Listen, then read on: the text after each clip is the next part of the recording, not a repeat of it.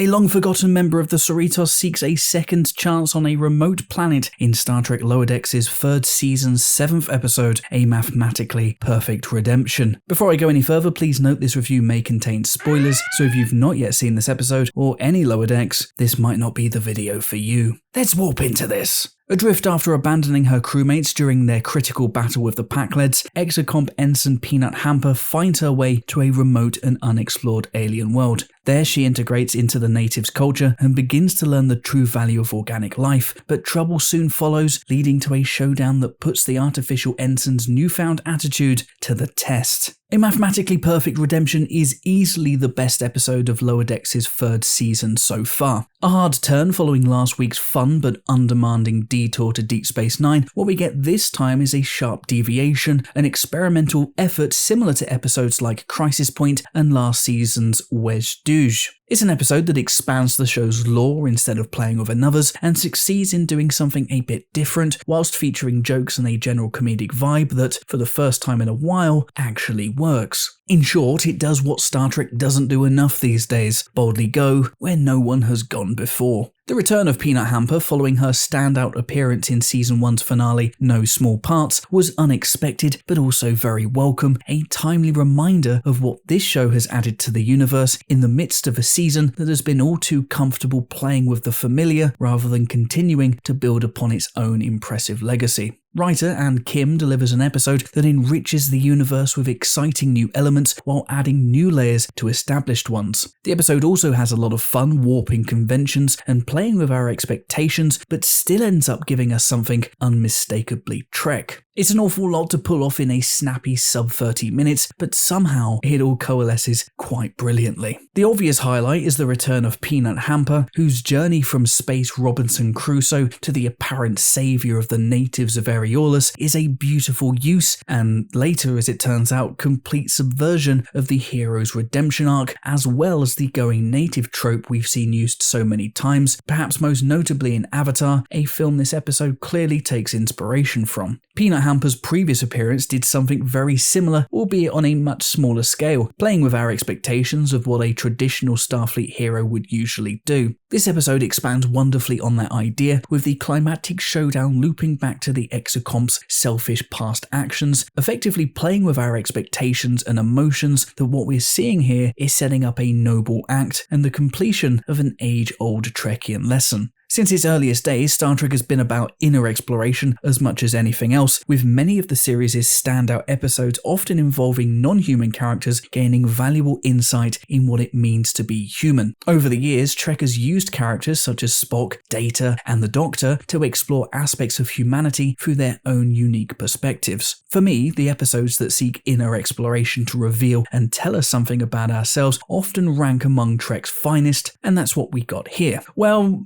kind of, anyway. While there's plenty of humour peppered throughout this episode, the reveal of Peanut Hamper's true treacherous intentions delivered the biggest punchline in that, much like Ralpha and the crew of the Cerritos, I really thought the ensign had actually turned the corner. Nope, turns out she's irredeemably and hilariously rotten and might just be the show's perfect antagonist. I fell for it, hook, line and sinker, and I'm sure you probably did too. We also got some excellent world building with the introduction of the Erior, yet another bird-like alien species in the universe, and another appearance from the Drukmani, which gave the awesome J.G. Hertzler the perfect excuse to make his second appearance of the season. The Erior were a potentially exciting addition. A race like Insurrection's Baku had shunned their advanced technology for a simpler and prime directive confusing life. This doesn't quite account for their Battlefield Earth-esque readoption of this technology at the end, although we do have an in-universe precedence for this, with Discovery's Kelpians also mastering spaceflight just in time to get involved in the big battle. But by far my favourite moment of the episode came in its end scene with the cameo appearance of Trek guest Ubermensch Jeffrey Combs teasing a delicious team-up with Peanut Hamper, a forward-moving development that once again has me excited about this show and its long-term prospects. This episode couldn't have come at a better time. While still a fun, light alternative look at Trek, the show has struggled in its third season to recapture the same magic that made its first two so enjoyable. That all changed here, however, with a welcome deviation from the formula, an episode that made me think, made me feel, and made me laugh a couple of times too. A mathematically perfect redemption? I think it was, you know. I'm giving a mathematically perfect redemption 4.5 stars out of 5.